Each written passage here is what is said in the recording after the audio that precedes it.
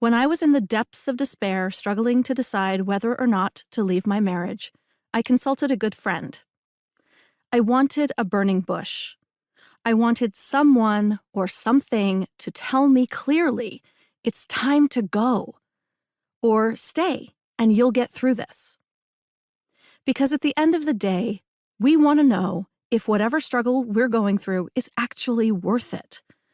We want a guarantee that if we stick it out, it will have been for something, or conversely, that if we leave, what awaits on the other side will be better than this.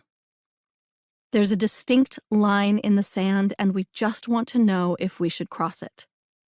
So I asked my friend Mark. We were in group couples therapy together. Yes, that's a thing. It's like couples therapy, but with other couples. In our group, we practiced something called imago therapy, in which we identified our emotional triggers, figured out what childhood wounds they stemmed from, and asked our partners to make specific changes to their behavior that would, theoretically, help us heal those wounds. It was all very controlled, and ultimately it saved everyone's marriage except mine.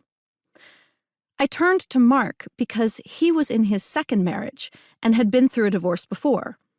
He was one of the only people I knew, besides my parents, who'd gotten divorced, and since we were in group couples therapy together, he had a pretty intimate knowledge of my marriage. Against our therapist's advice, our group had gotten pretty close outside of therapy, and every Saturday, after our 3-hour-long group session, we'd have a potluck at one of the couple's houses. At these dinners, we'd abandon the intensity of the afternoon's work in favor of laughter, food, and wine.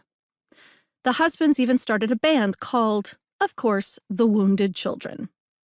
Our kids, of those of us who had them, were exactly a year apart, newborn 1 and 2 when we began. So they grew up together under the utterly bizarre circumstance of their parents bonding over marital strife and, ironically, childhood wounding.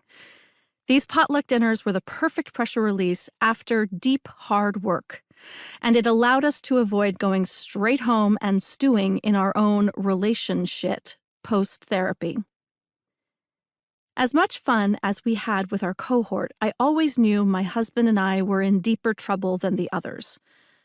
While many couples would talk about how it made them feel when their spouse didn't change the toilet paper roll, which, by the way, was a much more layered dynamic than you may think, my husband and I would talk about how the way he criticized me dredged up my feelings of having been emotionally abandoned as a child.